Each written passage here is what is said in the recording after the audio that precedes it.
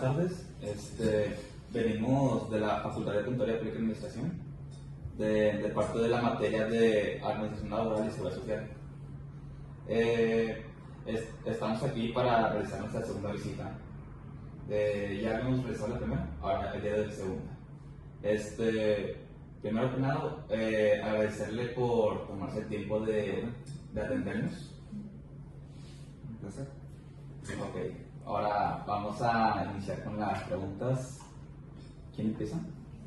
Voy a empezar yo con la primera pregunta. Sería, ¿cómo aseguran en la empresa que los contratos de trabajo cumplen con el principio de ofrecer un trabajo digno y socialmente útil para los obreros y jornaleros? Buenas tardes, bienvenidos a todos.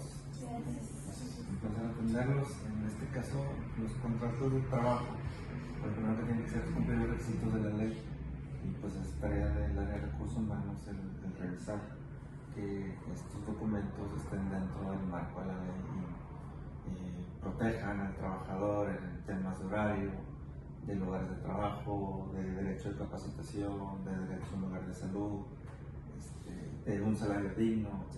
Entonces, la parte, ¿cómo aseguramos nosotros? Pues dando una revisión periódica de esos documentos, de esos contratos. Usualmente se utiliza el mismo contrato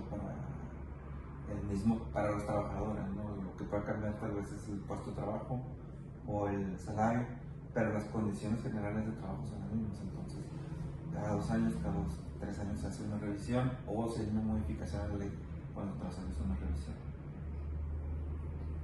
Bueno, continúo con la segunda pregunta, que es, ¿cómo determinan en la empresa el porcentaje de utilidades que se repartirá entre los trabajadores? De acuerdo a la ley, lo que nos dice la ley es de que el proceso de las utilidades, de reparto de utilidades, inicia cuando la empresa hace su declaración de impuestos, o su declaración ante Hacienda, más bien dicho. Y en ese formato, o en ese proceso, o en esa plataforma, pues hay además de todo lo que entra, lo que sale y lo que se considera o no se considera, que esas son reglas de los contadores o del área de finanzas, hay una parte donde se determina por la propia, ahora Hacienda lo hace todo. Entonces ellos determinan cuál es el monto a repartir, que es el 10% de las ganancias con las reglas de Hacienda. El 10% se reparte entre todos los trabajadores, y luego, ¿qué dice la ley federal del trabajo? Pues que se va a repartir en dos, que el monto a repartir, se hace en 2 grandes segmentos, y se va a repartir entre los trabajadores que laboraron el año anterior, el año que se declaró, más de 60 días. Entonces trabajan los 60 días y más, ya tienen derecho a repartir utilidades. Luego, ¿de cuánto? Pues de un monto a repartir que ya se designó por el área de finanzas o por Hacienda. Y ese monto a repartir pues se divide en 2. Y esa mitad, la primera mitad, se va a dividir por el salario de los trabajadores, y la otra mitad por el tiempo laboral que ha trabajado. No va a recibir lo mismo el que trabajó 61 días que el que trabajó los 365 días. O no va a recibir lo mismo el que trabajó todo el año sin ninguna falta al que se aventó unas 15 o 20 faltas en el año. Entonces lleva una parte más o menos proporcional en ese aspecto. Y parte de los salarios, pues no va a recibir lo mismo el operario de sueldo más bajo que el supervisor, que tiene un sueldo más alto. También hay un tope que asegura cierta equidad en esta repartición de utilidad, ¿no? En resumen es conforme a la ley, el 10% de lo que diga las ganancias conforme a la ley de Hacienda, y luego conforme a la ley federal del trabajo, se reparte o por el tiempo laborado o por el sueldo percibido. Continúo con la tercera pregunta, que es, ¿qué medidas implementa la empresa para garantizar que no se discriminen a las mujeres embarazadas en el proceso de contratación y durante su empleo? Y también, ¿cómo manejan la concesión de licencias de paternidad con goce de sueldo para los padres? Los papás. Yo creo que somos más castigados los papás en ese sentido. Primero, nosotros tenemos un procedimiento de contratación, y ese procedimiento está ligado, primero, es que el tema de discriminación. Nosotros tenemos una política, aquí llamamos directriz, que es una política más chiquita, pero tenemos una política de no discriminación, Y entonces lo que nos dicta esta política es que no podemos ejercer discriminación en cualquiera de los estados, vamos a decirlo así, o en cualquiera de los pasos por los que, en el reclutamiento, en la contratación, en la promoción, en la asignación de un salario, incluso en el despido. No puede haber ninguna acción de discriminación. Entonces, por cualquiera de los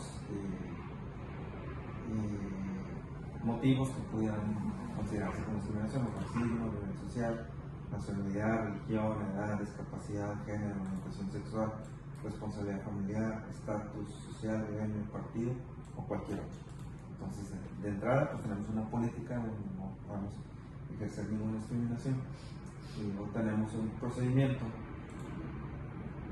que va ligado a esta parte, donde nosotros primero decimos pues, que no se va a practicar ningún tipo de discriminación en el proceso de reclutamiento o de contratación o de asignación de salario, etc. Específicamente a embarazadas, mujeres embarazadas, por ejemplo, pues no hacemos pruebas de embarazo, ni preguntamos, ¿está embarazada? ¿Planea embarazarse mañana, pasado? O sea, ¿cuántos hijos quiere tener? Ese tipo de preguntas nosotros no las podemos hacer durante un proceso de entrevista. De hecho, incluso en las publicaciones no podemos decir se solicita personal masculino, porque ya estaríamos dejando de lado o discriminando a la persona femenina. Claro, que nuestra actividad es una actividad pesada, trabajar en la planta, en producción. Pero si viene una mujer, pues la atendemos, la entrevistamos, la pasamos a la planta, igual que cualquier otro candidato. La persona, el candidato va a decidir si quiere o no trabajar con nosotros. Pues es las condiciones de trabajo son de ruido, de calor, de polvo, se requiere cierto esfuerzo físico, etc. Es decisión de cada candidato si aplica o no aplica. Entonces, pues ¿cómo aseguramos? A través de la implementación de políticas y de procedimientos y de seguimiento a estos políticas y procedimientos. Y aparte tenemos un procedimiento de comunicación donde si un proveedor o un trabajador o un visitante se siente afectado en sus derechos, en este caso no ser discriminado, pues también lo puede indicar, lo puede mencionar, o al representante de los trabajadores, o a través del buzón, o con el gerente de recursos humanos, o con el director. Así es como lo hacemos.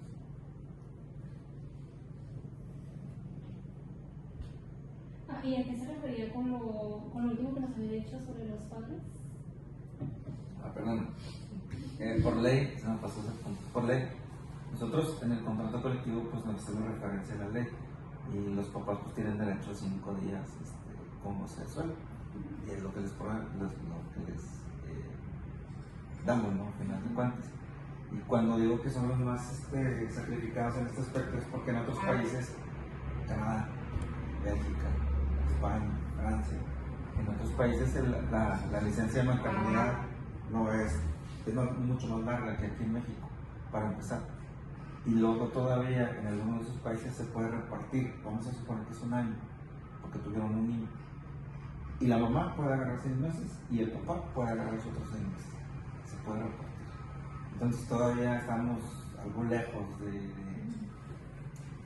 de ese tipo de circunstancias, ¿no? En este caso pues nosotros nada más cumplimos, al momento solamente cumplimos la ley, que son 5 días con goce de salario. Si el trabajador quiere más días o requiere más días, pues una cuenta de vacaciones o con algún otro tipo de convenio entre el trabajo de la empresa. Gracias. Bueno, sigo con la cuarta pregunta, que es ¿cómo gestiona la empresa las aportaciones de seguridad social para asegurar que se cumplan las obligaciones establecidas por la ley? ¿Cómo lo hacemos? Bueno, pues nosotros tenemos primero un ejercicio en donde nosotros identificamos todas las leyes que nos aplican, todas, o seguro social, o ley para el trabajo, o ambientales, o de salud, o de seguridad. Y entonces hacemos un diagnóstico. Yo soy una fundación, estoy en Monterrey, ¿qué leyes me aplican? Estatales, todas estas; federales, todas estas. ¿Cuáles más quiero aplicar? El grupo Moto, que su sede está en Bélgica. Y también que aplique estas otras, que no son leyes, pero son requerimientos. Entonces nosotros aplicamos leyes y nosotros requerimientos. hablando específicamente del Seguro Social, pues nosotros hacemos nuestro diagnóstico, hacemos un cumplimiento y tenemos nos apoyamos con asesores externos especializados en el tema para que nos hagan una revisión y poder asegurar que estamos en cumplimiento. Y bueno, por último, su empresa ha implementado alguna norma que cumple con la reforma de la ley del trabajo de 2019, específicamente en relación con la creación de un protocolo para prevenir la discriminación por razones de género y atender casos de violencia y acoso sexual en el lugar de trabajo. Sí, de hecho nosotros lo teníamos desde antes, porque como les comento, el corporativo está en Bélgica.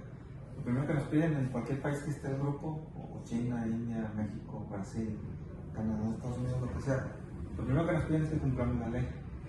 Y lo segundo que nos piden es que apliquemos ciertos requisitos que ellos ya tienen, por ejemplo en este caso en Bélgica. Entonces nosotros vamos un poquito adelantados en ese aspecto.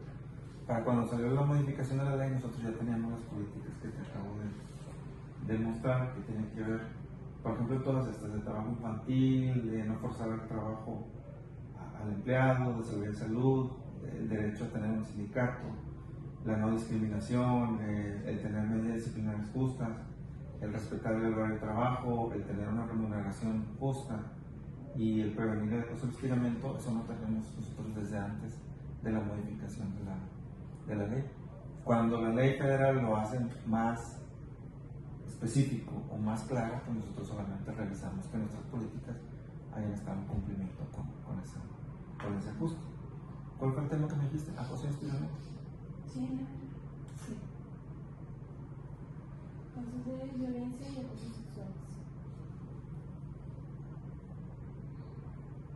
Y nosotros aquí vamos revisando cada documento, en este caso el de acoso y hostigamiento, pues tiene una periodicidad. Dice, es efectivo a partir de noviembre del 23 y aplica hasta noviembre del 25. ¿Qué quiere decir? Que este documento tiene 2 años de vigencia. ¿Cuándo lo voy a revisar? Si se modifica la ley, yo tengo que regresarme a mis documentos están ligados a seguir la ley, al cumplimiento de la ley.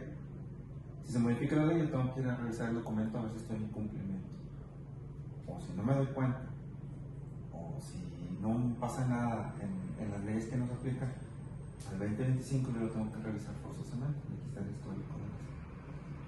Entonces, en este caso ya salió en el 19, no me acuerdo exactamente cuándo fue la modificación, o una modificación 19 y luego te dan un periodo de implementación. Nosotros solamente revisamos los documentos. Si quieres, chicas, sí, grabando.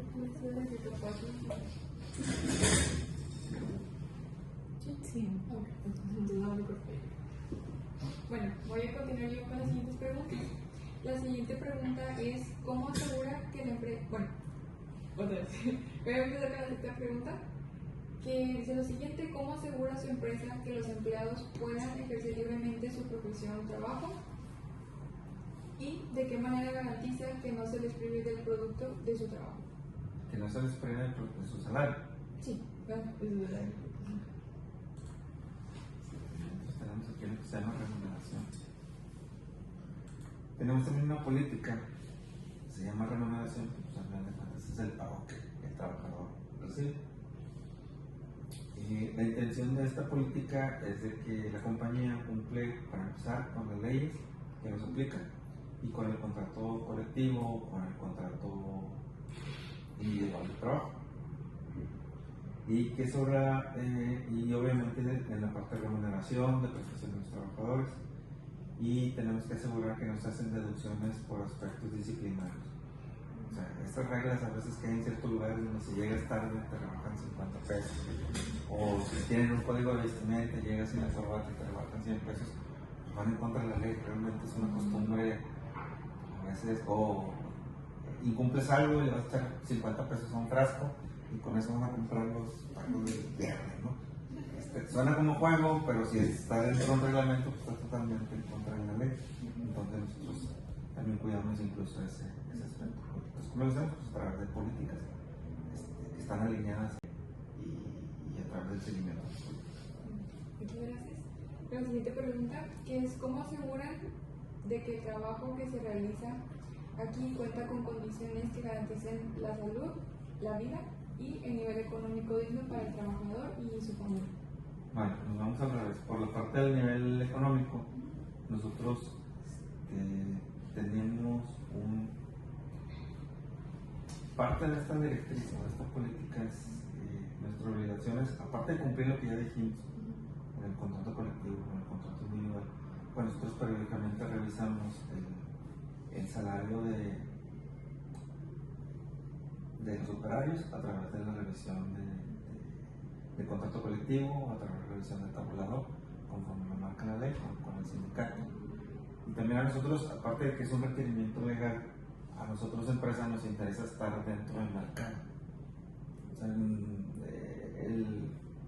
la visión de recursos humanos, de ahorrarse dinero en el trabajador, a veces no es tan, muchas de las veces no es tan saludable, porque a veces lo vemos como que déjame ver si le puedo pagar menos, déjame ver si me puedo ahorrar en prestaciones, déjame ver a ver si se lo olvida y no le pago el aguinaldo, las vacaciones o lo que sea.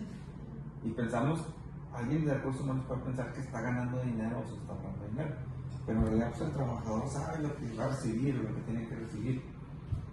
Y a nosotros nos interesa retener al trabajador, nos interesa disminuir la rotación, nos interesa ser atractivos, que si publicamos, o sea, tenemos trabajo, estas son nuestras prestaciones, nosotros debemos cumplir esas prestaciones, esos salarios, pero también nos interesa cumplirlo porque nos interesa ser atractivos para los candidatos, para los trabajadores.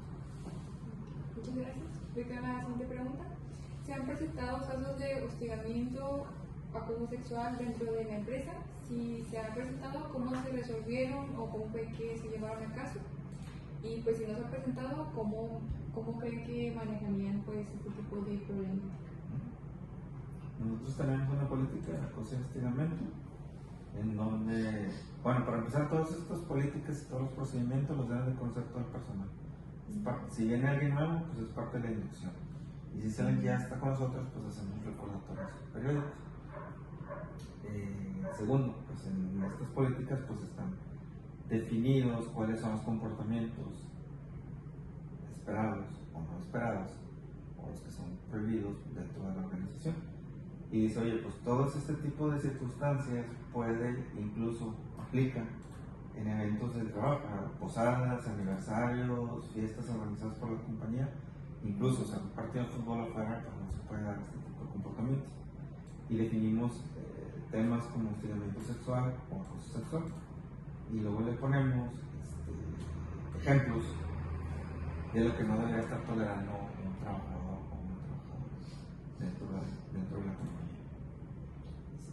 También definimos que en el caso de que alguien considere que se está violentando este derecho, pues tiene la obligación del derecho de comunicarlo a través tenemos un procedimiento de comunicación, y donde dice que o con el gerente de recursos humanos o con el director, tenemos buzones en el comedor, en ciertas áreas, o con el representante de los trabajadores, y luego se atiende el caso.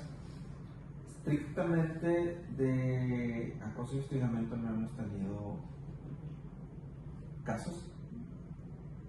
Hubo un caso hace 22 años y la persona fue despedida inmediatamente. Entonces, hace 20 años no era tan clara la ley. Hace 20 años las condiciones de trabajo eran totalmente distintas, pero de todas maneras la compañía en ese momento decía que el empleado que estaba usando una operaria, el supervisor pues no podía estar trabajando, si le informaba a la operaria, pues que si ella consideraba podía ejercer o denunciar penalmente al supervisor. No llegó a mayores, pero era una condición que no se tolera aquí en el trabajo. Okay. Muchas gracias.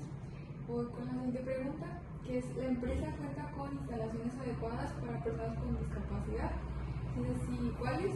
Y pues cuentan con personal que cuente con alguna discapacidad aquí dentro de la empresa. Fíjate que, de hecho, tuve una junta principio de semana, ¿no? Y la pregunta era precisamente esa: si nosotros contratamos personas con discapacidad. Entonces mi respuesta fue no. Dice, oye, pero alguien que no escucha bien, sí hay, pero no lo mencionamos, no lo consideramos que tiene una discapacidad. O alguien que tiene una debilidad visual, sí, pero sí ve, o sea, no es totalmente ciego, pero no lo consideramos que tiene una discapacidad. Contestando específicamente a tu pregunta, nosotros solamente tenemos al momento, solamente tenemos el estacionamiento azul de allá afuera, pero no tenemos rampas. Si alguien con silla de ruedas quiere venir aquí, no va a poder. No tenemos todavía, o no tenemos un sanitario como en Walmart, que tienes un sanitario al fondo, el más grande, que tiene una barrita y que está definido para personas con silla de ruedas. No llegamos todavía a eso. Y en la parte de contratación de personas con discapacidad, nosotros no decimos, no se permite, nosotros hacemos el proceso y el proceso es si puede o no sé. Vamos a hablar así estrictamente de actividades de la operación en la planta. El trabajador tiene que levantar cosas pesadas, tiene que trasladarse de un lado a otro, tiene que utilizar una máquina como si fuera una moto, para entendernos. Tiene dos controles, uno izquierdo y otro derecho, tiene que estar agachado. Entonces, una persona que utiliza muletas no puede hacer el trabajo. Físicamente no es posible. O con silla de ruedas, entonces, sí se hace un examen médico. Pero para asegurar que las condiciones de nuestro trabajo no pongan en riesgo al trabajador por sus condiciones particulares. ¿Me explico? En el caso si fuera un contador, alguien de recursos humanos, alguien de oficina, no hacemos ningún tipo de diferenciación entre nosotros. Muchas gracias. Voy con la última pregunta, que dice lo siguiente: ¿qué sucede cuando una trabajadora se encuentra en embarazo? ¿Qué derechos tienen durante su estancia en el trabajo? ¿Y qué derechos tienen antes y después de su parto?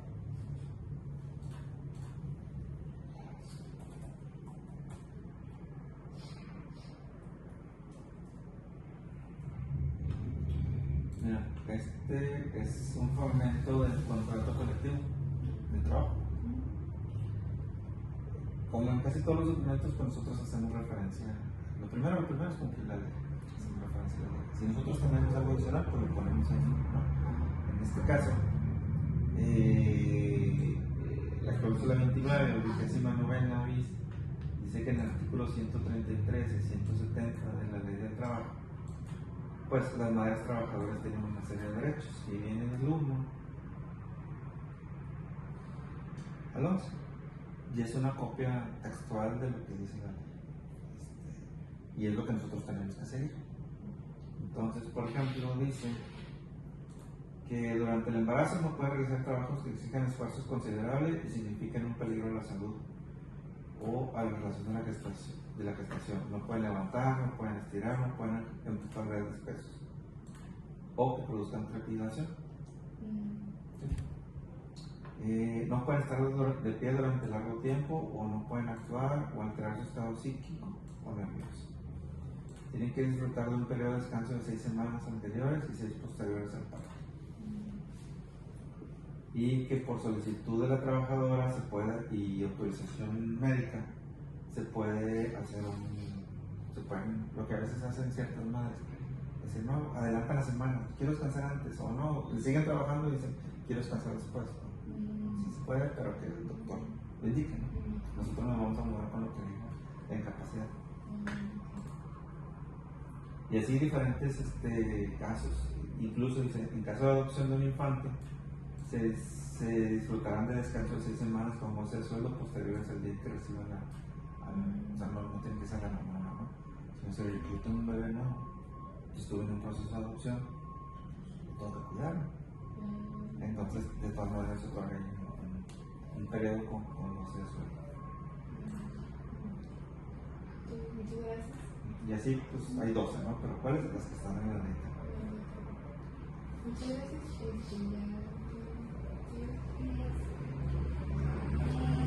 ¿Cuáles serían o han sido las causas o motivos por las que harían una suspensión temporal colectiva de las relaciones de trabajo en la empresa? Una emergencia. Imagínate una emergencia. COVID. Entonces, sería un caso de una emergencia epidemiológica para la suspensión temporal de la vacunación. Nosotros lo hicimos, afortunadamente. Nosotros continuamos trabajando. ¿Se acuerdan? En ese caso había separado todo, separaron negocios, separaron las empresas, separaron todo, a excepción de los que tenían o fabricaban o entregaban un producto, no me acuerdo exactamente el concepto que se utilizó, pero que era un producto de primera necesidad, vamos a llamarlo así. Entonces, por ejemplo, los que hacían comida, pues tenían que seguir trabajando. Los que vendían gasolina, tenían que seguir trabajando. Los hospitales tenían que seguir trabajando. Todos esos son productos de primera necesidad. En nuestro caso, nosotros fabricamos una refacción para los equipos que generan energía eléctrica. Entonces, eso nos salvó de parar. Pero ese sería un ejemplo, ¿no? Otro ejemplo, a lo mejor, una suspensión sería que no cumpliéramos con el contrato colectivo y que el sindicato decidiera hacer un paro temporal o que llegáramos a un tema de una huelga, lo cual son muchos pasos para llegar a ese punto, son muchas consideraciones. Lo primero es que incumplieran, pues estamos cumpliendo. Lo segundo es que no estuviéramos de acuerdo y luego que ellos siguieran su proceso legal hasta llegar a la suspensión. Gracias. ¿Cómo se asegura que los trabajadores cumplan con las medidas de seguridad e higiene que se establecen en las normas oficiales mexicanas y en los reglamentos? Es complicado y es mucho trabajo. Lo primero es saber cuáles son las leyes o los reglamentos que te aplican. Eso es lo primero. Como les comentaba, nosotros tenemos un diagnóstico. Entonces, vamos a hablar de las NOM, las de seguridad. Todas las NOM, la 1, la 2, la 3, la 4, la 5, pasamos la 36, 37 y creo que vamos a la 39. Entonces, nosotros tenemos que hacer una revisión de todas esas normativas en la Secretaría del Trabajo y ver por la naturaleza de nuestro trabajo cuáles son las que nos aplican y cuáles no. ¿Me explico? Entonces, vamos a hablar de ruido. ¿Tenemos ruido? Sí. Tenemos que hacer un estudio de ruido, tenemos que identificar los decibeles, tenemos que determinar cuáles son los métodos para aislar, para eliminar, aislar o disminuir ese ruido en el trabajo. Pues no puedo, pudiera apagar el equipo, pues no lo puedo apagar porque tiene que seguir funcionando. Lo puedo encerrar, lo puedo encapsular, a lo mejor sí, a lo mejor no. Bueno, no lo puedo apagar, no lo puedo encapsular, pues le tengo que dar un equipo de protección personal, unos tapones para que el trabajador le disminuya los decibeles. Y ahí es donde entra tu pregunta, ¿cómo le haces para que cumpla? Bueno, pues primero tenemos un análisis de riesgo, aparte del diagnóstico de las leyes que nos aplican, pues tenemos un análisis de peligros y de riesgos en la planta. Y uno de los riesgos pues es que se enfermen del oído o que disminuya su capacidad auditiva por exposición al ruido. Y luego tenemos controles operacionales, digamos. ¿Qué controles? Oye, pues a lo mejor no puedes estar mucho tiempo ahí, tengo que estar rotando. O te voy a proveer unos tapones que te van a reducir 20 decibeles. De 85 con tapones te vas a ir a 65. Y 65 ya está dentro del norma. Y 65 no va a haber una afectación al trabajo. Oye, no, es mucho más el ruido. O el trabajador es más sensible. Bueno, te lo voy a poner tapones y le voy a poner conchas. Y todos esos están esos procedimientos. Así como yo les enseño a ustedes procedimientos de recursos humanos, pues hay procedimientos para los trabajadores. Y la primera obligación del trabajador es utilizar su equipo de protección personal. Y entonces, pues ya lo tenemos escrito. Llega un trabajador nuevo, aquí dice. Aquí dice. ¿Tienes duda? Aquí dice. Y lo entrenamos. Y luego lo comunicamos. Y luego lo volvemos a comunicar. Y luego hacemos recorridos en planta. Oye, tus tapones. Sí, discúlpame, es que la excusa más fácil es que venía al comedor y se me olvidó. Y luego vuelvo a pasar el otro día, tus tapones. No, es que se me perdieron. ¿Ya pediste otros? No, pues me van a regañar. Pues prefiero que me regañen a que esté sin tapón. Y luego va a pasar el otro día y el trabajador no entiende todavía. Bueno, les entregamos folletos, les entregamos así como una obra que se iban a pasar, los cumplidos, los que venían a pasar. Así entregamos termos, entregamos, aquí dice, si no es seguro, lo hago seguro. La frase de seguridad ¿cómo? Utilizando un equipo de protección personal, siguiendo las reglas, etc. Si ya lo documentamos, si ya lo publicamos, si ya entregamos al trabajador, si ya le dije 3 veces, si ya le regalé un termo, si ya le regalé un cilindro, si ya lo puse en la pantalla del comedor, si ya lo puse en el pasillo de la entrada, el trabajador no entiende, tenemos todavía un procedimiento de sanciones. Es decir, por no haber cumplido las reglas, te voy a suspender un día, bueno, el procedimiento dice, te hago un aviso por escrito, te hago un aviso verbal, un aviso por escrito, te suspendo o termino la relación laboral. Entonces, ¿cómo lo hacemos?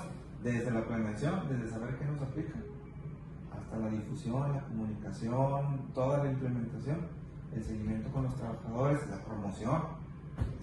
Ahora el 20 de noviembre, hicimos una lotería, pero lotería de equipo de protección personal. 2 zapatos, 2 tapones, el casco. Hicimos un 100 mexicanos de guerra, pero referente a toda seguridad y medio ambiente. Entonces, le buscamos por todos lados, y si el trabajador me entiende, pues esa es la realidad. Gracias. ¿Qué acciones está tomando la empresa para asegurar un entorno laboral inclusivo y seguro, promoviendo el respeto y la dignidad en el trabajo? Bueno, inclusive nos podemos regresar a lo primero que nos piden nuestras directrices. No discriminación, no importa qué religión tengas o qué preferencia tengas, de qué estado vengas o de qué país vengas, nosotros le vamos a dar trabajo. Hablando de la parte inclusiva. La parte de respeto también nos la cubre todas estas políticas que ya tenemos definidas. ¿Y cuál era nuestro tema? Respeto, inclusión. Dignidad en el trabajo. Dignidad en el trabajo. El tema de la dignidad nosotros también descubierto con esta parte y tenemos aquí, por ejemplo, esta prohibición de trabajo forzado. ¿Qué significa? Que nadie en este procedimiento o en esta directriz que la tenemos acá también, ¿dónde está trabajo forzado y obligatorio? Nosotros no podemos obligar a nadie a que se quede con nosotros. Todos estamos porque queremos el trabajo, ¿no? O queremos que nos paguen por el trabajo. Entonces, dice, por ejemplo, nadie está obligado a trabajar para la empresa. Cada quien es libre de terminar su relación laboral. Ningún miembro del personal puede ser explotado y todos reciben un pago por su trabajo realizado. El personal tiene derecho a terminar su jornada laboral. No les podemos decir, no te vas hasta que casa. Ya es hora de salida, ya se va. Oye, necesito que te quedes, es tiempo extra. Sí, es un acuerdo. No retenemos documentos originales, no pedimos dinero para darles trabajo, ni para darles capacitación, ni uniformes, ni herramientas, ni equipo de protección personal. No están obligados los trabajadores a comprarnos nada, ni a través de la empresa, y dice que no aplicamos ninguna acción de trabajo forzoso o forzado. ¿Qué quiere decir? Que no los obligamos a que se queden, aunque tengan una deuda, por ejemplo, con la compañía. Entonces no podemos impedir renuncia, no aplicamos castigos corporales, no podemos impedir la salida al término de su jornada laboral y no debemos obligarlos a hacer trabajos por tener deudas en la compañía. Y aplicamos multas y tenemos un contrato individual o colectivo y cumplimos. Gracias. ¿Qué medidas ha implementado la empresa para garantizar que el trabajo se realice en condiciones que respeten la salud, las libertades y promuevan la igualdad de género según estipulado por la ley? Pues la igualdad, otra vez, la parte de discriminación y todas estas políticas. Tenemos una política de seguridad.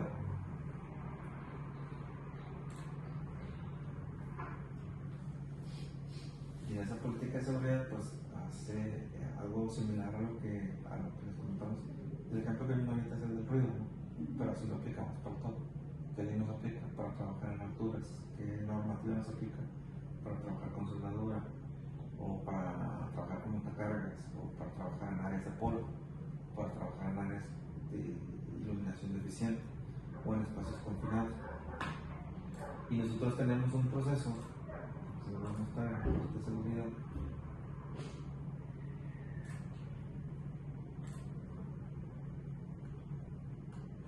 tenemos un procedimiento, tenemos un montón, pero hay uno que se llama identificación, verificación, cumplimiento de requisitos legales y otros requisitos. y otro que se llama identificación de peligros, evaluación de riesgos de seguridad y salud. Y entonces nosotros, en este procedimiento, ¿para qué nos sirve? Para que por cada actividad nosotros debemos identificar si la persona o el trabajador está expuesto a ruido, a frío, calor, a objetos calientes, a iluminación deficiente, vibraciones, radiaciones, polvos, radiaciones infrarrojas, o se puede golpear, o puede quedarse en el mismo nivel, o puede quedarse en diferente nivel. Entonces, hay diferentes tipos de riesgos, físicos, químicos, mecánicos, ergonómicos, sobreesfuerzo, movimientos repetitivos, sobreesfuerzo a empujar o tirar, o se tiene postura forzada, y por cada actividad nosotros hacemos un análisis de riesgo. Y una vez que tenemos ese análisis, le damos una valoración, pesamos ese riesgo, qué tan probable es que ocurra, o si ya ocurrió, o si ocurre, de qué tamaño es la afectación que pudiera recibir el trabajador, y le vamos poniendo números, le vamos poniendo un valor. Y entonces de ahí salen las actividades de mucho riesgo, las actividades de menor riesgo, y las actividades que no tienen un riesgo significativo. Y entonces las actividades de mucho riesgo pues son las que nosotros les ponemos más atención primero. Tenemos que tener procedimientos, equipos de protección personal, o tenemos que hacer una modificación allá adentro para que ese riesgo disminuya. Entonces la forma que nosotros vamos analizando, identificando, analizando y promoviendo también, porque esta información se la damos al trabajador. Tú estás haciendo esta actividad, tú trabajas aquí en la oficina, ¿tienes riesgos? Lo primero que dice el empleado, no tengo. Sí tiene. Mira, aquí hicimos un análisis y el riesgo es que si estás sentado así las 8 horas, el terror te va a doler la espalda, o si no te paras cada 30 minutos o cada 3 horas, pues al rato vas a tener problemas en la mano, ¿no? El túnel carpiano. Entonces así cada una de las actividades tiene un riesgo, nosotros los informamos, entrenamos al personal y le decimos cuáles son los controles que tienen que seguir. ¿Y cómo determina la empresa qué puestos son considerados de confianza, asegurando que esta clasificación depende de la naturaleza de las funciones desempeñadas y no solo de la designación del puesto? Damos por un nombre. Aquí en el contrato colectivo, que tiene que ver con personal sindicalizado, pues hay una parte donde dice, hay una cláusula que es la cuarta, es de las primeras, donde dice: se considera personal de confianza a los que realizan labores de dirección, inspección, vigilancia, fiscalización, cuando tengan carácter general y las que se relacionen con trabajos personales del patrón dentro de la empresa, enunciativo, más no limitativo, y pueden ser ejemplos: gerentes, jefes de personal, jefes de turno, supervisores, empleados de oficina, vigilantes y choferes. Y puede haber otros. Entonces, ¿para qué se hace esta diferenciación? Es simplemente para saber que cuando estemos con el sindicato, cuál es el alcance de lo que estemos platicando, de lo que estemos arreglando, a quién se le aplica y quién no le aplica. Pues a personas sindicalizadas. Ellos tienen un padrón. ¿Qué es un padrón? Pues una lista. Todos estos trabajadores, todos estos puestos están sindicalizados. Entonces, es sobre los que vamos a hablar al momento de una negociación del contrato colectivo. Y luego los trabajadores de confianza, que así le llaman porque no sé, siempre ha sido toda la vida, que todos los otros son de desconfianza. Entonces, los trabajadores de confianza pues, son los que, según esta descripción, según este concepto, son los que están supervisando, vigilando, controlando el trabajo del resto de los trabajadores. Y pueden tener una prestación diferente, un salario diferente, horarios diferentes, aunque sí hay ciertas prestaciones que nos aplican a todos, que son generales, pero otras no. Entonces, y no quiere decir que unas sean mejores o peores. Muchas veces el personal sindicalizado tiene mucho mejores prestaciones que el personal de confianza. Cuando el personal de confianza también tiene cierta flexibilidad, ¿no? Entro a las 8, pero llego a las 8:15, llego a las 9 o las 10, ahí sí, ¿verdad? Perdón. Y el trabajador no, entra a las 6 de la mañana, a las 6 tiene que estar ya vestido, cambiado y arreglado en su área de trabajo. Llega 10 minutos tarde y su persona le dice que anda andando. Son diferentes naturalezas de trabajo. Gracias. Pero de acuerdo a la ley.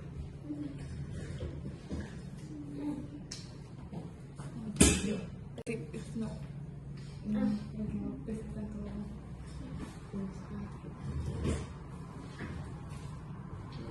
Voy a continuar yo con las siguientes preguntas. La primera es, ¿qué mecanismos utiliza la empresa para asegurar que los directores y los gerentes respeten los derechos laborales en sus decisiones? Bueno, el primer mecanismo es explicarles cuáles son los derechos de los trabajadores. Les comentaba que estas políticas y estos procedimientos que les estoy mostrando los conocemos todos. Y parte de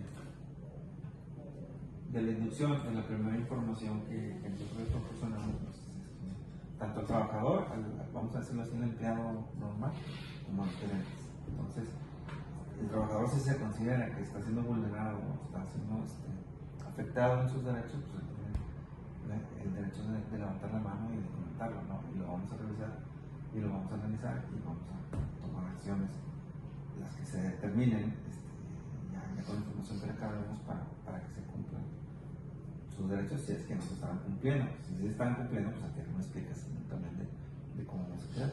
Pero hablando de los gerentes, ellos conocen todos estos documentos que les muestro. La siguiente pregunta dice, ¿cómo considera que las decisiones de la gestión de productos influyen en la percepción de los empleados sobre la empresa y en su cultura organizacional? Pueden influir positivo o negativamente. El operario, el trabajador, lo primero que le preocupa es tener trabajo. Entonces, cuando nosotros tenemos reuniones mensuales con todos los trabajadores y les explicamos el resultado del mes anterior. Y también les explicamos con la carga de trabajo que tenemos, qué es lo que tenemos por hacer en lo que resta del mes, o en los siguientes 3 meses, o en los siguientes semestres. Entonces, cuando la carga de trabajo está disminuyendo, nosotros no tenemos bodega pronto terminada, todo lo que estamos haciendo ya tiene un compromiso de entrega, es bajo pedido. Cuando tenemos pocos pedidos, pues explicamos al trabajador, hay pocos pedidos. Vamos a cambiar trabajadores de departamento, vamos a modificar horarios, hacemos ciertas acciones para nosotros conservar al trabajador, porque no hay más trabajos, pero entonces tenemos que conservarlos. Ya están entrenados, ya tienen habilidades.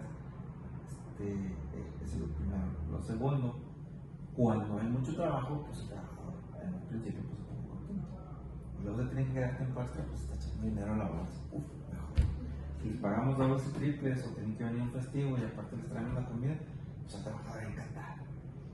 Pero hay un momento que el trabajador dice, no, ya no quiero venir, ya me cansé, te voy a pagar. No, es que juega en Monterrey, juega en los Tigres, no, es que me voy a quedar en la casa. Entonces, ¿qué impacto puede tener? Positivo o negativo, dependiendo del día, del momento. También un comentario adicional, y es muy simple. Cuando la mayoría del personal, cuando le mueves algo, cuando le cambias algo, no le pasa. O sea, algo está mal, no lo acepta tan rápidamente. Entonces, les voy a poner un ejemplo. Nosotros les regalamos una coca diaria y antes era de PET. Pero pues se tomaban un refresco y se lo echaban aquí en la bolsa, se iban a dar el trabajo y lo dejaban ahí lado. Y luego se los acababan y tenían que traer algún producto químico, agarraban ese envase y lo hacían.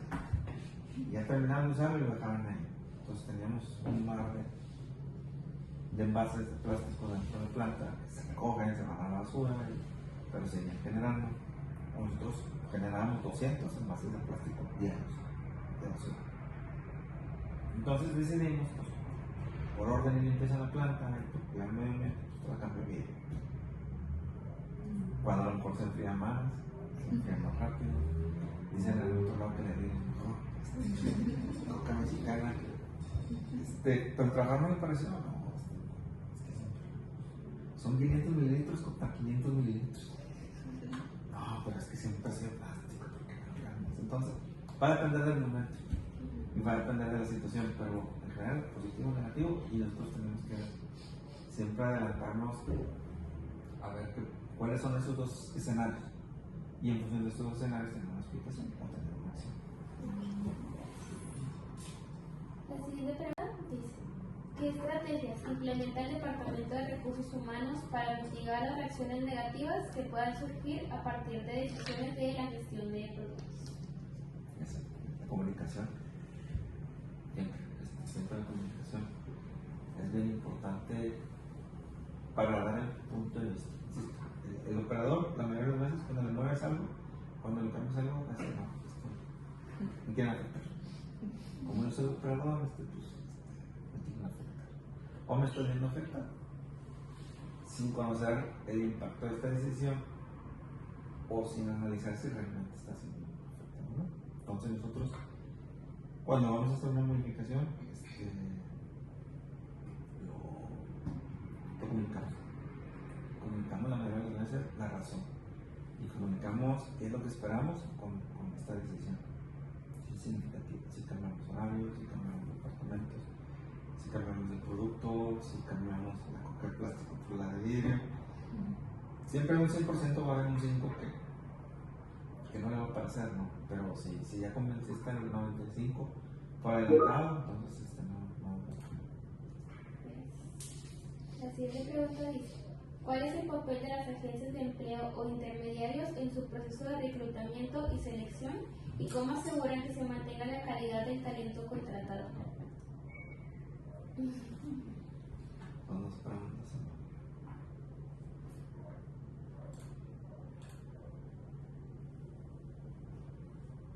Hablando de las agencias, bueno, por partes. Esto que ven aquí en cuadritos es la distribución del personal en la planta, exclusivamente productivo. Entonces tenemos diferentes departamentos: acabado, moldeo, empaque, aquí se llama XWIN, XDC, modelos, tratamientos térmicos, etc., ¿no? Fusión, diferentes departamentos. Los que están en verde es personal fijo de planta, con cierta antigüedad. Los que están en naranja o en amarillo pues es personal de nuevo ingreso, eventual. Y los que están en rojo son mis locales. Montan. Entonces, la pregunta es, ¿qué función o qué papel tienen las agencias de contratación, ¿no? ¿Qué papel?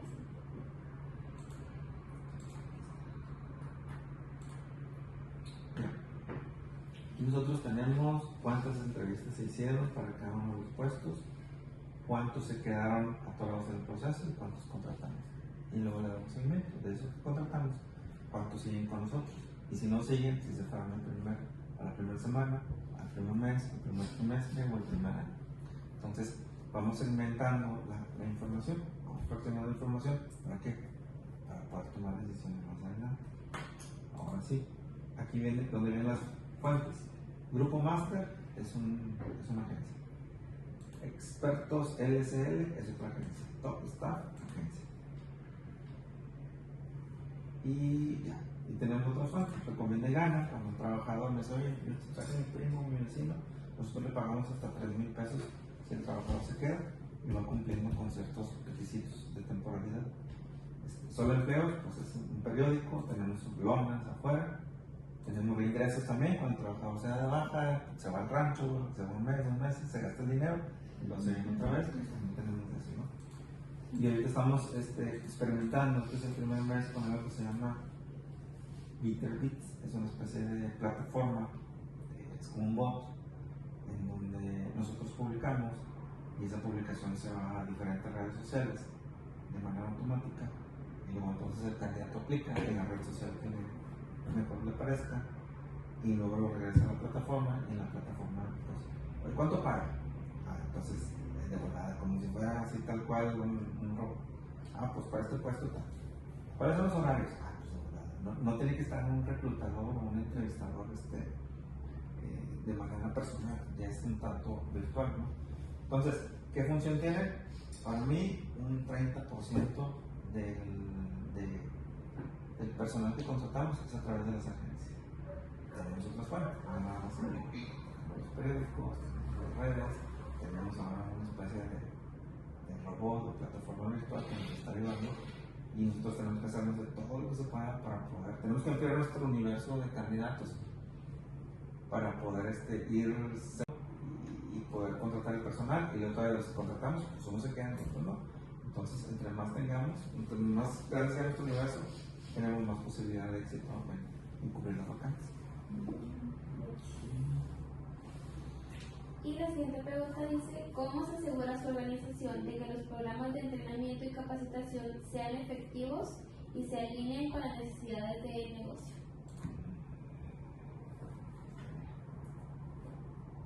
Nosotros tenemos un procedimiento para todos los procedimientos de capacitación, de hecho fue uno. Y pues en este procedimiento pues ven las responsabilidades de cada quien, de los recursos humanos, la planta. Y tenemos diferentes tipos de capacitación. Al personal de nuevo ingreso le corresponde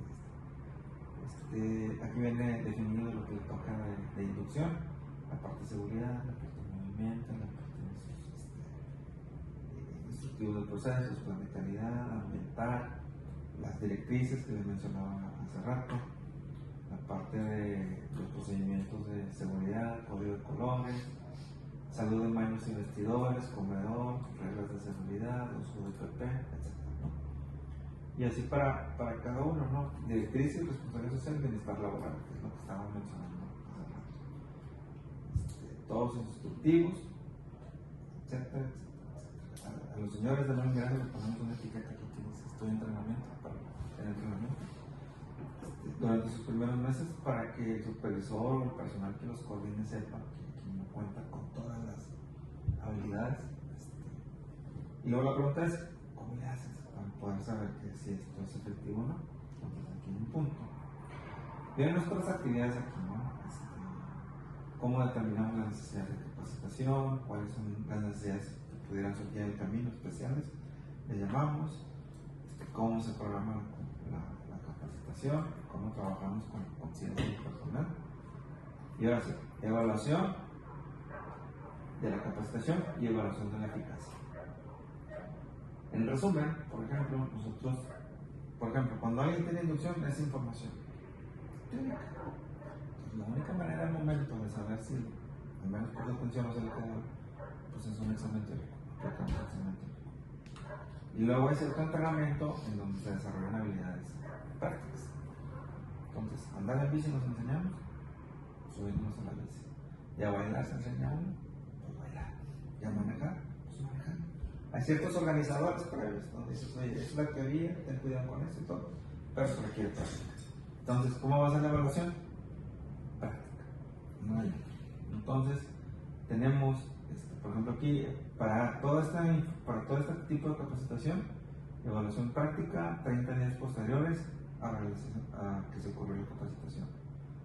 Para, por ejemplo, operación de montacargas, operación de grueso y pulpasto, seguridad en electricidad, trabajos en alturas, espacios confinados, que todo esto son actividades de riesgo para el trabajador o para el que está alrededor de ellos, hablando de montacargas, pues nosotros contratamos un instructor externo, que es el que le da el curso y es el que lo evalúa para saber si maneja bien el montacargas, por ejemplo, o opera correctamente la grúa, o utiliza su medio de seguridad correctamente.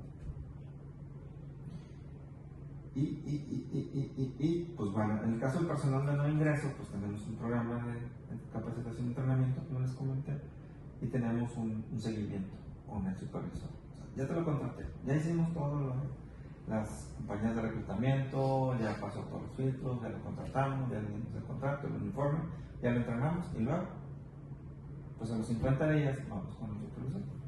Oye, ¿está cumpliendo con su tarea? Lo hace de manera adecuada, si no cumple las reglas de seguridad, cumple con las reglas de medio ambiente.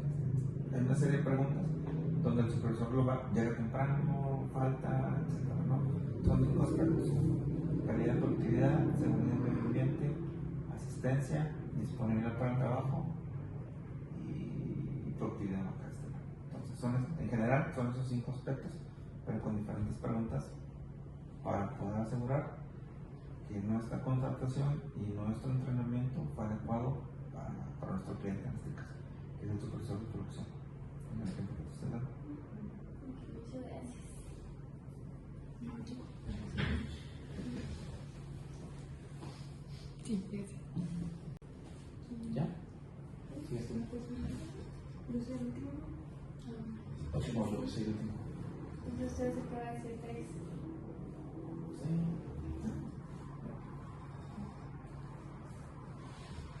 La siguiente pregunta es, ¿cómo se asegura su organización de que los programas de entrenamiento y capacitación sean efectivos y se alineen con las necesidades del negocio? No es la que yo preguntaba. Ah, yo me disculpo. No lo que pasa. En términos de obligaciones patronales, ¿cómo se asegura la empresa de cumplir con las normativas vigentes respecto a salarios e indemnizaciones? Indemnización. Así, perdón. ¿Cómo nos aseguramos? Bueno, nosotros tenemos un proceso de identificación de cuáles son las leyes o los reglamentos que nos aplican. Por ejemplo, en la ley del trabajo se viene cómo se tiene que indemnizar un trabajador, dependiendo de cuál haya sido la circunstancia, ¿no? Si renunció, pues le toca un tipo de indemnización. Si fue sin responsabilidad para el trabajador, es decir, porque el patrón ya no lo requiere, pues es otro tipo de indemnización. Entonces, ¿cómo ocurre? Cuando alguien va a salir de la compañía, nóminas hacia el área de nóminas hacia el cálculo, lo reviso yo y luego alguien lo ejecuta. Para el proceso de validación del pago de indemnización para cada uno de los trabajadores que van a salir, dependiendo de cuál haya sido la circunstancia de salida. Así de memoria, podemos decir, por ejemplo,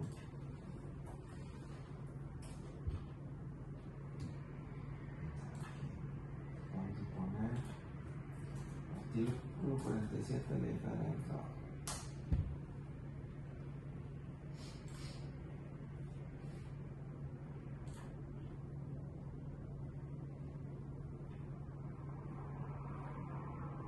Entonces dice aquí, por ejemplo, estas son algunas causas de terminar la relación laboral sin responsabilidad para el patrón.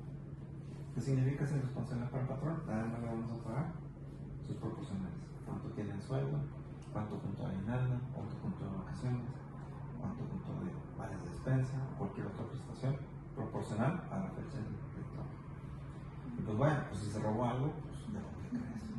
Si le faltó el respeto a la compañía, incumplió la ley cuando la acoso activamente, pues le va a tocar eso. Si accidentalmente, no, si intencionalmente ocasionó un desperfecto en un equipo, pues le va a tocar eso. Si, en resumen, ¿no?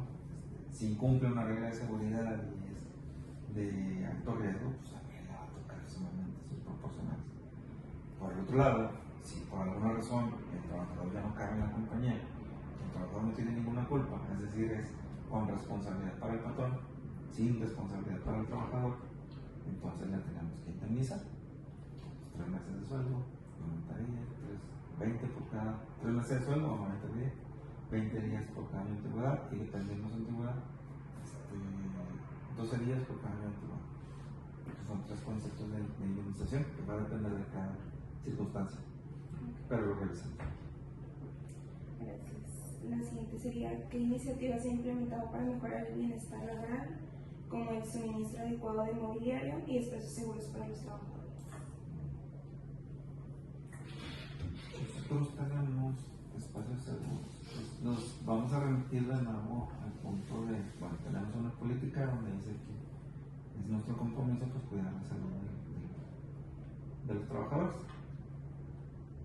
la seguridad y la salud de los trabajadores, para empezar.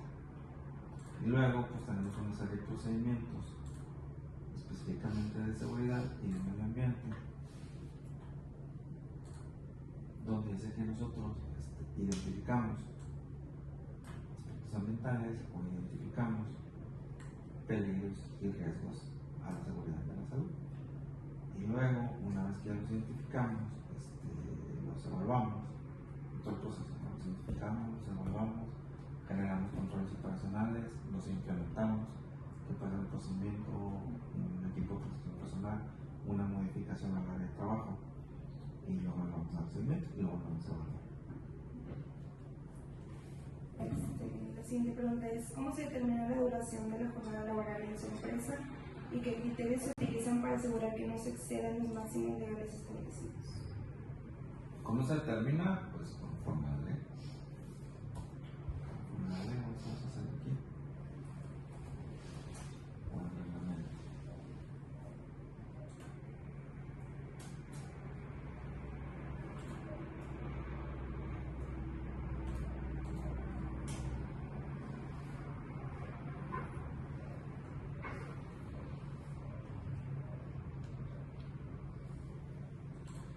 ¿Cómo lo terminamos? Conforme a lo que diga la ley. Y si se excede a las 8 horas, por ejemplo, pues pagamos el impuesto. Si se excede de las 2, pues pagamos triple. O los festivos de la ley, pues son festivos de ley. Más los festivos que tenga la compañía, pues son otros tantos. Si los invitamos a trabajar y vienen, pues pagamos el festivo.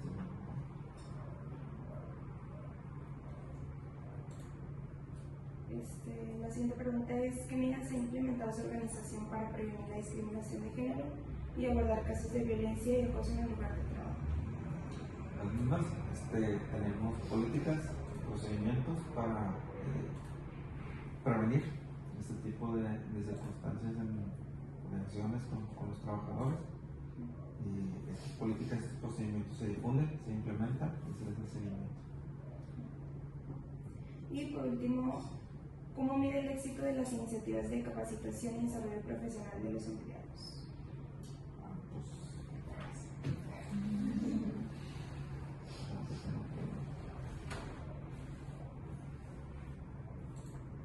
Voy a dar un ejemplo. Bueno, aparte del procedimiento que ya les mencioné, que es un procedimiento de capacitación y entrenamiento, en donde nosotros evaluamos la eficacia, ¿no? La eficacia de esta capacitación, de este entrenamiento, pues nosotros tenemos ciertos programas, por ejemplo, de desarrollo de utilidades, y nosotros le vamos dando seguimiento. ¿Qué significa desarrollo de utilidades? Yo soy operario acabado, y yo soy medida, y tengo un salario por eso. Pero luego el trabajador dice: muchas veces yo quiero ganar más. ¿Qué tengo que hacer? Quiero ganar más. Págame más. Pues ahí, por esa actividad, pues no se puede pagar. Hay un tabulador. Pero si quieres, puedes aprender a soldar.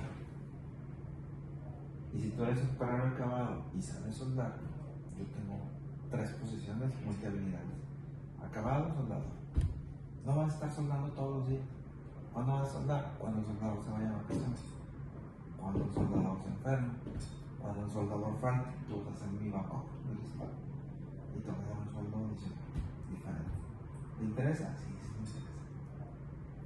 Entonces ya se convierte en mi bajo con el respaldo del soldador, y entonces él tiene acceso a un nivel mayor de sueldo. Entonces nosotros le vamos dando seguimiento, y de la manera en que nosotros le vamos dando seguimiento al entrenamiento, y luego le damos seguimiento al salario que percibe. Yo te puedo decir, voy a mostrar un ejemplo, de todos estos trabajadores los tenemos en entrenamiento. Estos ya cumplieron su programa de entrenamiento y pasaron del nivel 3 al nivel 2 de salario.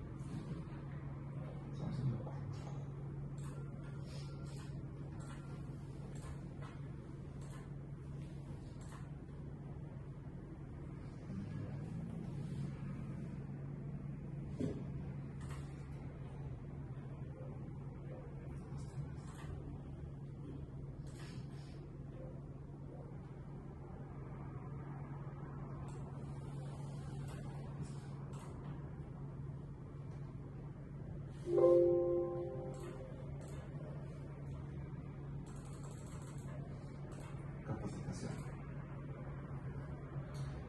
Por ejemplo, ahorita nosotros tenemos de nivel 2 a nivel 1. El nivel 1 es el sueldo, el nivel 1A es el más alto. Él subió un escalón de nivel, él va a subir 2, de 3 a 2, de 3 a 1, de 2 a 1, de 2 a 2A. Entonces van incrementando su sueldo. ¿A través de qué?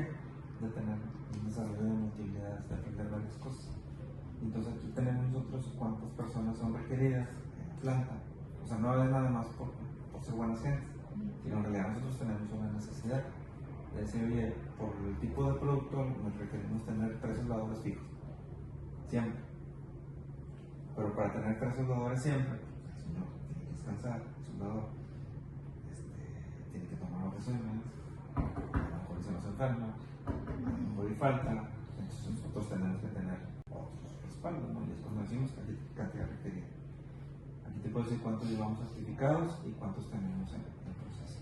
Y los nombres de quién.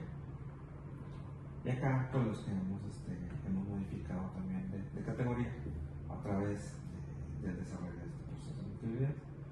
Entonces, ese es un ejemplo de cómo nosotros podemos ir asegurando la eficiencia del proceso de capacitación. Buen impacto.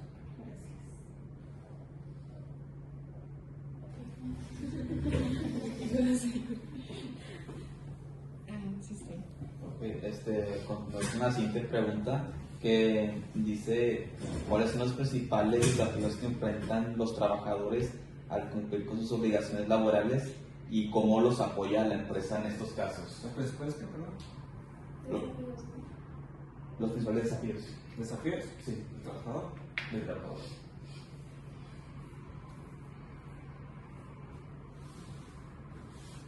Internamente, bueno, primero, externamente, pues llegar. El traslado de la ciudad se ha ido complicando más. Conforme va pasando el tiempo, es más difícil llegar a donde el trabajador vive más lejos, hay más tráfico, y en ese no tenemos en este momento una acción concreta o específica para poder ayudar. Pues por el transporte. Pues si el transporte me cuesta 30% del costo de mano de obra. Y si todos vivieran donde mismo, y si todos tuvieran el mismo horario, pues a lo mejor se le entraba.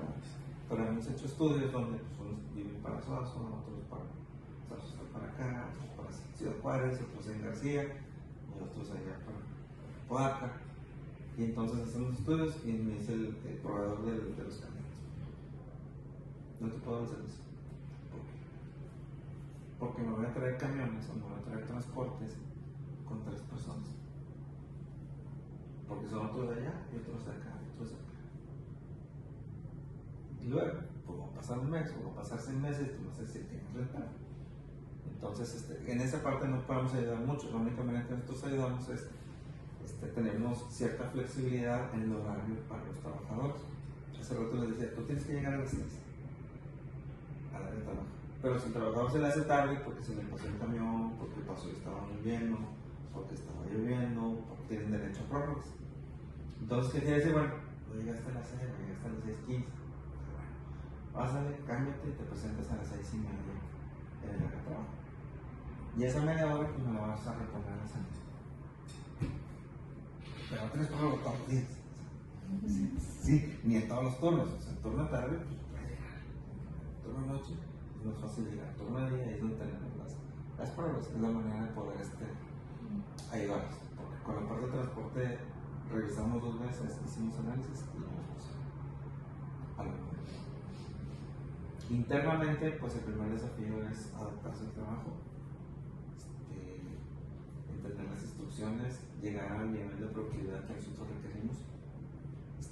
Si se trabaja en un departamento donde es por equipos, pues es una línea donde el trabajador 1 hace una actividad, el trabajador 2 hace otra y el trabajador 3 hace otra y así nos vamos, ¿no? Entonces, si llega un trabajador nuevo, pues lo más probablemente es que esté más lento que el resto. Si le toca el medio, pues va a batallar. Entonces, nosotros, ¿cómo le damos? Pues dándole entrenamiento, explicándole, dándole seguimiento, empezar con las actividades más simples y que vaya tomando experiencia, ¿no? Si es una actividad individual, como la de esmerilado de piezas, pues también tiene una productividad, un promedio de piezas por hora. Entonces, lo primero que va a ocurrir es que no va a cumplir el objetivo. Y otra vez, la manera de ayudarle, pues dándole entrenamiento, dándole información, dándole seguimiento y dándole primero las piezas más fáciles. Y luego ir incrementando la dificultad de sus tareas. Siguiente pregunta: ¿cómo se asegura de que los empleados estén informados sobre sus derechos y obligaciones en el trabajo? Con la inducción. Si es nuevo, con la inducción. Y si es la inducción que tenemos aquí, pues y última pregunta: ¿podría compartir un ejemplo de cómo ha manejado un conflicto laboral en su empresa y qué lecciones aprendió de esa experiencia? Conflicto laboral, pues yo creo que no hemos tenido.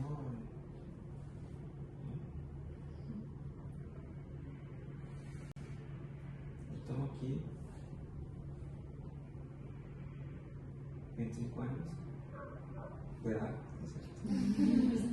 Voy a cumplir 25 años trabajando aquí y no me ha tocado un conflicto laboral como tal. Sí hemos tenido algunas diferencias en el proceso del tiempo.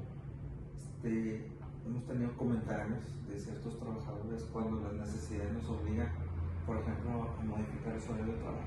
Antes trabajaban de lunes a sábado y ahora trabajan de lunes a viernes. Y pues lo primero que se la cambias al trabajador y dices, no, es que no me conviene. ¿Por qué? ¿Te vas a comprar un camión? ¿Vas a descansar 2 días? Pues, claro, las horas las vas a distribuir en la semana. Eso no va a desaparecer. Pero vas a descansar 2 días. ¿Te vas a ahorrar un camión? ¿Te vas a ahorrar un noche? No, pero pues no. Y luego regresamos al horario de lunes a viernes porque se modifican las condiciones de trabajo del mercado. No, porque no me conviene. ¿Por qué? Pues si antes me peleabas que quería regresar. Entonces, ¿qué aprendemos? La mejor herramienta es la comunicación. Eso es lo mejor, no hay para dónde. De todas maneras, va a haber cierto nivel de inconformidad cuando le modificas a un trabajador. Pero entre más esté enterado del porqué de las cosas y de lo que se espera, es mejor, es más fácil. Convences a la mayoría del personal. Siempre va a haber ese 5% que no le gusta nada. Pero si tú explicas el porqué de las cosas o el porqué de las decisiones, obviamente una decisión para bien del negocio y obviamente una decisión que no estés atropellando al trabajador. Yo le puedo decir, aquí delante vas a trabajar 24 horas y luego descansas 24 horas. No, por más que le explique, pues, no, ojalá. Es que tú me dijiste lo que los horarios de trabajo, sí. ¿No? Entonces, si es una decisión para ayudar al negocio y es una decisión que respeta al trabajador y es una decisión que sabes comunicar, funciona. Y no vas a estar no sé si ustedes quieren agregar algo más. No, creo que todo eso es muy interesante, como aparte de lo que obviamente lo que estamos viendo, como que cómo se lo aplica a su empresa, creo que ha sido muy importante todo lo que nos ha contado en este tiempo. Agradecemos mucho el tiempo que nos dio de su tiempo por recibirnos aquí. Cuando gusta. Realmente lo que yo he visto poco de su carrera, pero todo lo que les explican, todo lo que leen, todo lo que dicen que les piden que lean, existe. Sí. Y se aplica. Realmente a veces hay carreras en donde la aplicación de esa teoría es compleja. Pero si ustedes se les dan una ley, un reglamento de ley, o les preguntan sobre el seguro social, existe. Y se aplica. Yo a veces le agarro un libro y digo, pues esto yo lo hago. Y luego, esto también yo lo hago. Yo te puedo explicar. Yo te puedo dar ejemplos. Y realmente yo no lo aprendí en la escuela, yo lo aprendí trabajando. Estudié otra carrera, pero realmente creo que mi única recomendación es que busquen la forma, no de pasar el examen, sino ver cómo pueden aplicar lo que ustedes están viendo en la escuela. No sé qué semestre van, a lo mejor ya es el último, es demasiado tarde. El último. No tienen chance. Y de todo lo que hayan visto, decir, esto me gusta, esto me gusta. Trabajar, sí. Tienen dinero para vivir el resto de sus vidas, como sus papás tienen dinero para. Se van a encontrar una novia con mucha lana en el trabajo. Pero, pues al final de cuentas van a llegar a ser más adultos que ahorita y van a entender de ustedes. Y lo único que les puedo decir, al menos a mí me gusta la parte de recursos humanos, y yo sé que es una materia nada más de ustedes, pero es un área que se puede explotar y es un área donde pues mucho material de donde aprender. Va a depender cómo lo apliques, dependiendo de cada negocio. Si ahorita lo leí fuera del trabajo, yo te puedo decir, a mí mi negocio, lo que yo trabajo, me obliga o me pide que cumpla la ley. Me encanta, porque me gusta andar tracaleando a la gente. Pero vuelvo a ver un patrón que digo, pues fíjate, ¿cómo le sacan la vuelta? No, hombre, no hay problema mientras no te cachen. Y ustedes van a decidir cómo trabajar. ¿Con usted? Muchas gracias. ¿Hay más que agregar algo más?